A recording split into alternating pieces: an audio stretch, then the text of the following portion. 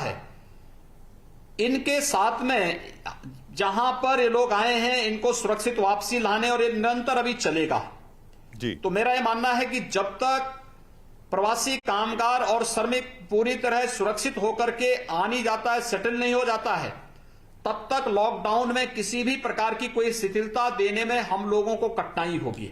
अच्छा, हमने कुछ अपनी एक्टिविटीज प्रारंभ की हैं जी। कितनी शिथिलता दे सकते हैं इस पर हमारा मंथन चल रहा है।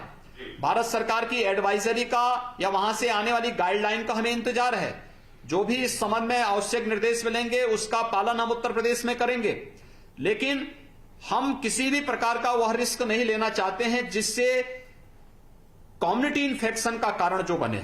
और खासतौर पर यह समय हमारे लिए बहुत क्रिटिकल है, क्योंकि बड़ी मात्रा में जो प्रवासी कामगार और श्रमिक वापस अपने घरों के लिए आ रहा है, तो उसकी सम्मानजनक और सुरक्षित वापसी ये हमारी प्राथमिकता है। लेकिन साथ साथ प्रदेश के अंदर जो लोग यहां पे 22.5-23 करोड़ लोग पहले से रह रहे हैं, इनके स्वस्थ और सुरक्षित रखने की जिम्मेदारी भी हमारे ऊपर है। तो इन दोनों के साथ तालमेल बिठा करके हम कार्य कर रहे हैं।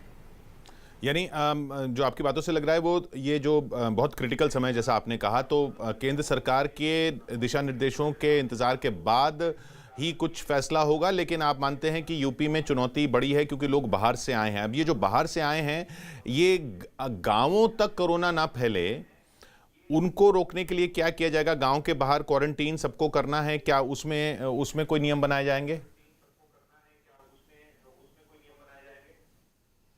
देखिए, सबसे बड़ी बात यह है, सबसे पहली बात तो यह है कि ये जितने प्रवासी कामगार और श्रमिक आए हैं, ये हमारे अपने लोग हैं जी, और ये हमारी अपनी ताकत है।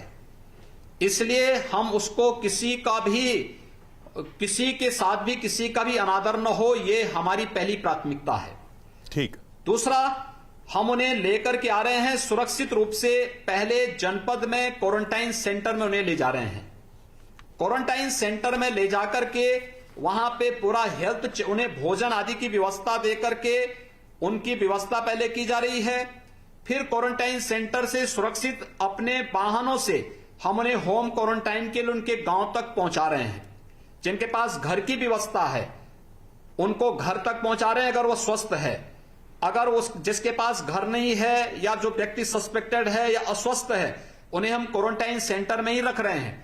हम लोगों ने क्वारंटाइन सेंटर में उत्तर प्रदेश में 12.5 लाख से अधिक की क्षमता की व्यवस्था पहले से कर रखी है।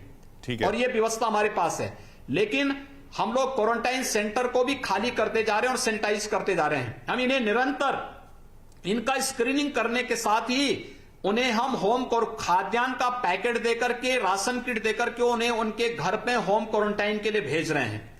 और होम क्वारंटाइन में देखने के लिए भी हम लोगों ने स्क्रीनिंग कमेटी, उनकी स्क्रीनिंग करने के लिए 75,000 से अधिक मेडिकल टीमें गठित की हैं, जो एक एक व्यक्ति की, एक एक घर की और एक एक व्यक्ति की स्क्रीनिंग करते हैं।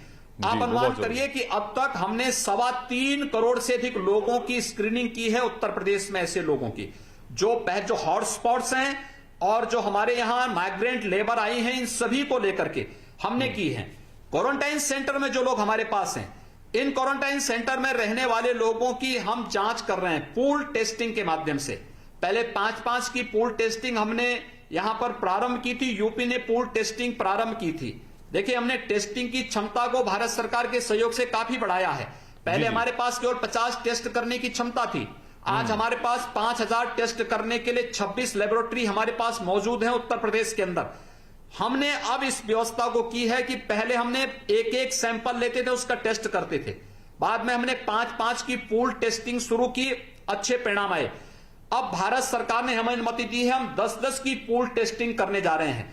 हमारा प्रयास है कि अगले सप्ताह तक हम 10,000 टेस्टिंग की क्षमता प्रतिदिन करने जा रहे हैं।